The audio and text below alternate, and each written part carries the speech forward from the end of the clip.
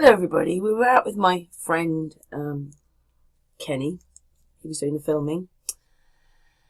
We went to this meetup where Shane Dawson's brother was there. His name's Jerid Dawson. Obviously, they do things together on YouTube, and most people must know the singer Shane Dawson. This is his brother. He's talking about what he's doing, and he's making a documentary. So, happy watching.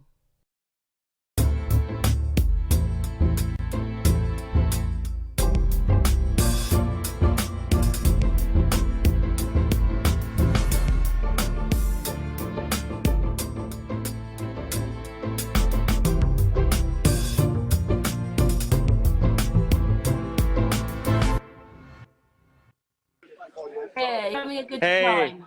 I had the guy, the brother. I'm gonna get him right now. Okay. Oh yeah, go for it. Jerid. Jerid's his name. All right. Flatter dude. Russian bids. Hang on. Talking back? Yeah, talking back. What's going on, guys and girls? How's it going, Jerid? Aloha, brother. Hey, you're talking to the Sun and Moon Family United group, who are going through Flat Earth Dude. There's a chat room, and there's Bling Bling BS of the ISS. There's Joey Rocker, Trouble About, Beanie TV, and me. I'm in good company. Yeah. Absolutely. So the meetup has been pretty cool. Have you guys been following it along with it?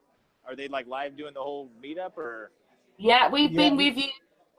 We've been with you.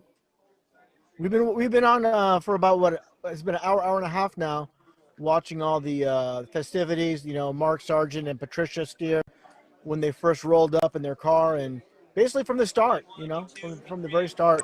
But I want to commend you, you and your brother Shane, for having I don't want to say the word, but having the guts to put this information out there. And myself doing flat earth videos since 2015, I had to slowly roll it out. You know, I didn't say flat earth in the beginning. You got to plant a seed in the minds. If you do that right away, it's too much too soon. So I commend the way you guys went about it, because if you say we're flat earth, it's gonna shock them too much. This is my perspective of what you guys are doing, and I appreciate you guys putting yourselves out there and doing what you're doing. Hey, you got it exactly, and I really appreciate you saying all that. And even today, we're actually doing kind of like a mini documentary where examining the layers of what the flat Earth movement really is. A small piece of it. When you get deeper into it, the layers are really what gravitated me to it. You know, the purpose parts, the fact that it's not all just coincidental. So it's been fun, man. We've been talking to a lot of people, getting their history, what got them into the flat earth, how it's shifted their perception of reality in a positive way. And hopefully the video that we're doing today just furthers what that first video did. That's the goal. So I'm excited about it. Hopefully when it comes out, all you guys see it, and it's another video that can be something that's shareable, that means something to the community, and that'd be awesome. Yeah, I definitely shared your the first video you guys did, and it was you did a very good job. I mean, couldn't have been better. And even in our vocabulary, you said gravitate towards. This is part of the programming. Like words like the globalist. You know, this is. They got me. Yeah, we're all. It's like this. A lot of flat earthers were first doing it in 2015. They're still calling it a planet.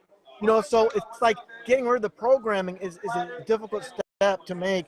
So it's a conditioning, 20, 30, 40, 50 years. I thought, as far as the word planet, though, I thought it's plain with the T at the end of it, right? So is it our understanding of what the word means, or is it the actual word itself that we shouldn't use? Well, it's amazing how... Yeah, is it just an understanding of what it is? Yeah, well, it's funny how there's so many planned words when it comes to like airplane. It's a vehicle flying through the air over a plane, the Antarctic Circle, the Antarctic Edge. You know, it's all right there in front of us in the words itself. It's not by chance or coincidence, in my opinion, on how it all comes about, you know? I mean, that is. So what are anything new and exciting that you guys have come to discover, or any new facts that you'd like to share? Maybe I could bring up in this video some key points. Yeah, I would. Because Jerid, I would like to bring this up. Imagine just, and Chris K in the UK has mentioned this before, where, we're all supposedly, spinning at different speeds depending how, from the equator to the so-called North Pole. And say, for example, you're you're looking up at the sky, at the stars, say in San Francisco, and someone's down in, say, Mexico, looking at the stars. If we're spinning at different speeds depending on where we're at on this spinning ball Earth, we should look at the stars, and the stars should be moving at different speeds. The luminaries should be moving at different speeds.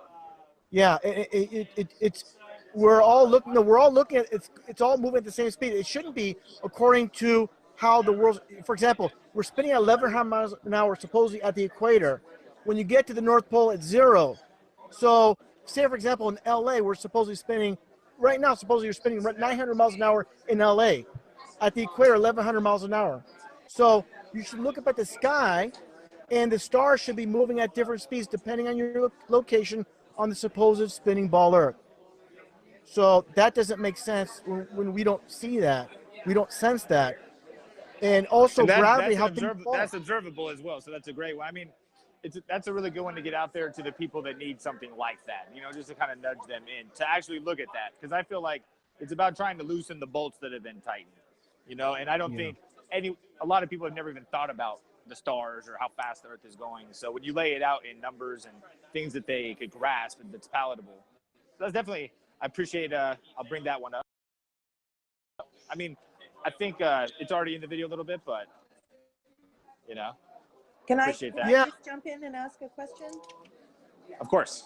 Hi, this is Bling Bling, the BS of the ISS. I enjoyed your video with your brother. And when he referred to you as the biggest conspiracy guy that he knew, can I ask you, what other conspiracies were you, sold on prior to, learning about flat Earth? I mean, the moon, of course, being fake. 9/11 is a big one that we talk about. As far as major conspiracies, like the Anunnaki is a big one that I feel like holds a lot of weight. I don't know. I can't off the top of my head name too many of them. I mean, What about you? What are some conspiracies that you also subscribe to? Well, hold on, before we go there, I have another question. Did you just discover flat Earth? When you saw that first video, was this your first experience seeing the information, or you had seen it before? No, it was 2 years previous. I saw Eddie Bravo on the Joe Rogan podcast, and he got me super pumped on it, but eventually it tired me out because he leads with a lot of aggression, and I feel like it kind of put me in a mind state when I thought about it, if he's the only person feeding me the information. So I looked into people like Mark, Kevin, the Dubé, I looked at his videos, Eric Dubé, and just really there's so many, Odd TV. I mean, that was, I think, one of the first, because I was looking for videos, I think a lot of people that gave me definitive proofs. Do you know what I'm saying? Sure. I wanted someone to give me I did this calculation or this measurement, or even the thing with the stars, and I started looking more into those videos. But Mark had a video that kind of got deeper, more of a spiritual level, I would say. And that's what really hooked me into it,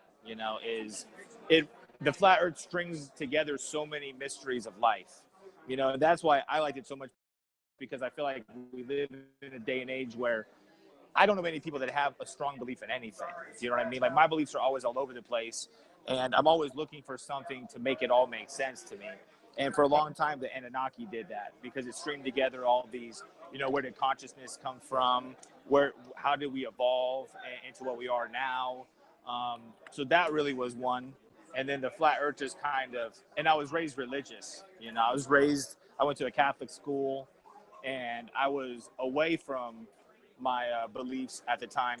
And the flat Earth kind of brought that back into my life. Not in a way where I'm a Christian now and I go to church, but You don't have brought to be back in church. You know what I mean? Because being religious is of the people, right? I mean, it's more about being spiritual and what. So you're a flat earther. Now, is your brother also a flat earther as well now? Because he was a little vague at the end of your video. It's well, I guess we are. It was kind of, I'm sure you probably did that for the viewers. I know that your brother has millions of viewers. It's just, I think this is so amazing, and you guys could be so influential towards the flat Earth movement. We're It's trying, right? it's mind blowing to me actually to finally have. I mean, for us to have a big channel in flat Earth, if you have 90,000 subs, like that's a huge channel. You know, you can have a makeup tutorial channel and have 1 million viewers. You know, so it's still tough to get huge numbers, but you guys have that. And if you keep on this path, I'm just like the blessings towards you is just to me amazing. Like I feel so blessed that you're in the movement. I was so excited when I saw it. I've been praying for this to happen, and it looks like it has. So, I mean, my suggestion for you is just to convince people that the moon landings were fake, because that's how I've always started in, proving the moon landings are fake. And you know, my channel is all about proving the International Space Station is nothing but propaganda and children's television show. Basically, it's all, you know, contrived and fake. So it's baby steps, as far as like Russian Bits was telling you. It's always baby steps. You don't want to you don't want to lose your subs. You don't want to turn them off, but you want to intrigue them enough that they want to learn more. And I just really want to congratulate you Yeah, I guys mean, for coming out like this. no, I appreciate it, because he had asked me to do the video actually like a year ago before we did it. And at that time, I mean, everything is meant to be, or, you know, happens for a reason. So I feel like I'm glad at the time we didn't do the video, because I was at a different place with it in my head. And I don't know if I could have conveyed it the way I did. Okay. So by the time he asked me to do it, you know, I try to put into perspective, like, who's going to watch this, you know, his demographic. Like a week before we did the video, I helped him with a few things, and we were putting a PowerPoint together and looking at his demographics and so forth and so on. And I saw that like 85% of his demographic is 13 to 17-year-old females. And, Wow. you know, when I saw that, I thought, what kind of message do these people need right now in their life? Or what kind of perspective could I maybe give them? Because a lot of these kids are lost. You know, they found Shane because they were at a point in their life where they could relate to someone like my brother, who had a hard upbringing. He got made fun of. He was bullied, so forth and so on. And he's grown since then, so he's diversified his audience. But I really wanted to put it out there as something to look into, and, you know, really build around it the ideology that I found and give them hope. And I actually got a bunch of messages that the video brought people out of depression. It allowed them to put life in perspective that made sense to them, that allowed them to feel purposeful. So, Wow. I mean, that's like the most, and that's really why we did it that way, because it's very easy to be dismissive when all you focus on is the shape. If it's all about the shape, you know, you just get yourself into these circle conversations that never end, Sure. and you're just uphill battling. But once you break past that, it also softens up people to explore your ideas a little bit more. Absolutely. You know, like, so if I could put you into this mind state of peace and happiness and feeling a certain way, you're going to not be as closed off to hearing me, because we're supposed to be closed off and not want to listen to each other and always be, you know, in that mindset. So Sure. we just got to break people out of it. And I think that's part of the awakening, is being open to what the universe is telling us, not, you know, like, for instance, I went to Mexico for a few weeks, and for like 5 days, we were in a small village where, if you've heard of it, you're from it. You know, it's not like, it's called Cutero, Mexico. I highly doubt anyone's ever heard of it. But No. so we went to like Mexico City, saw the pyramids. Then we went to this village that my wife's parents grew up in for like 3-4 days. But when you're out there without all the distractions, it's such a different vibe, and it's such a higher level of peace and lower anxiety. And it's not that everything moves slower. It's just there's not as much filling up your day, so you realize time in a different way. You know, like, you and time have a different relationship. It's not a fight against it, it's a blessing for it, you know. Sure. And just sitting there, you could actually see the stars. And I mean, the world is full of clutter, I guess, the point of all I'm saying. And when you declutter it and you get rid of a lot of the bullshit, there's a lot of beauty in it. So I think this is the first step of an awakening, you know. Have you had a lot of requests to make more videos about this topic? Oh yeah, it's pretty much all it is. You know, that's all people want. So this video is kind of like the follow-up to that video, you know, because I really want to use the platform to, because I believe you could open up your mind with millions of topics to talk about them.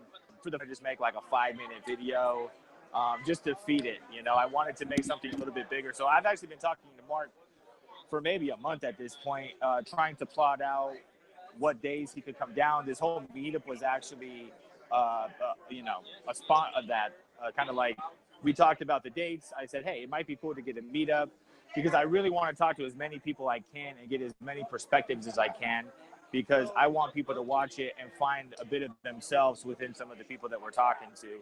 And the selection pool is much greater at a meetup, and it's more, we're giving us some humanity here. You know what I mean?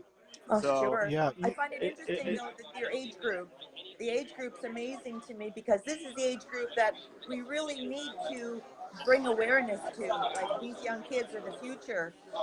They're going to make the biggest impact of all. So yeah. it's fantastic. I mean, eventually they're Jerid, going to be the generation that rules the world, right? Absolutely. yeah, Jerid, you asked earlier to bling bling it up, but I'll answer when you asked about what other conspiracies. Well, this is the foundation of this world. This is the foundation of this life system. So I've said it many times in my video presentations where real things happen in this world, but they only spotlight what they create.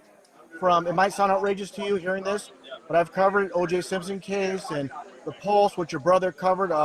He played the actual clip of my video when it went down. These are agenda-based news stories that they create, and it's like I said, it's like watching divorce court where real divorces happen, but they only spotlight, their creations on TV for public consumption where they control from start to finish. And this is a huge and a very difficult pill to swallow for many people to understand, where they do not let things just happen by random and just air things that they have no control over. So real things happen in this world, but if it's spotlighted, it's more than likely their creation, when it's on a national and international level. I'm not talking about local news. I'm talking about big news stories that play out, and people don't react a certain way under the circumstances where, like, events happen. You don't see teardrops from family members or supposedly lose loved ones. If people look closely enough, they'll say, wait a second, these are not You're adding up. talking about I'm like looking Sandy at Hook? Yeah, things like that. Sandy Hook, False flags and whatnot? the Pulse, like I said, Boston, a lot of events that are headlined, and it's going deep. But if you look at it very closely, it's about getting the general public to go in a certain direction, and the few that control the many. If they just rolled out news stories that they don't control, it doesn't serve their agenda.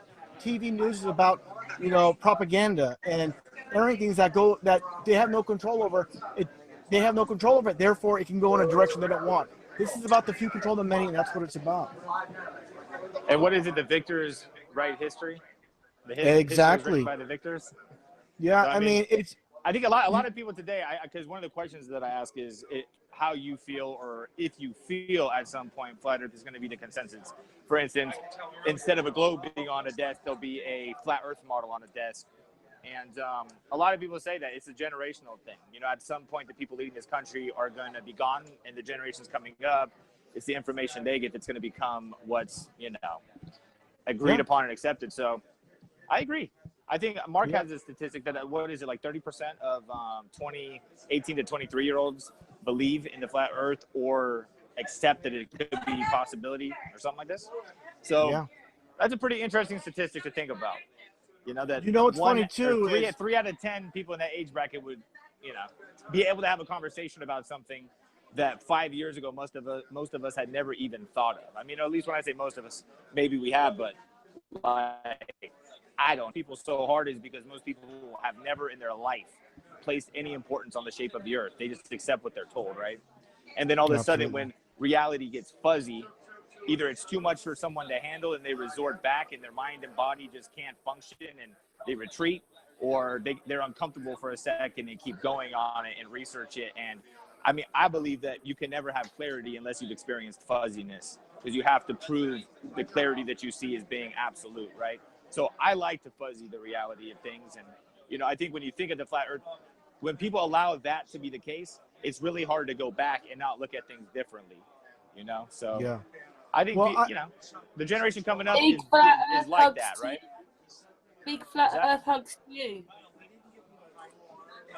What's that? I said big flat Earth hugs to you. Oh, likewise. Hey, well, I appreciate you guys. I think we're going to get some interviews done and We're going to get some footage of this model. But everybody have a great night, a great weekend. Be blessed. And I'll see who's coming up next for you guys, right? Thank you so much. Take care. Thank you. All right, thank you.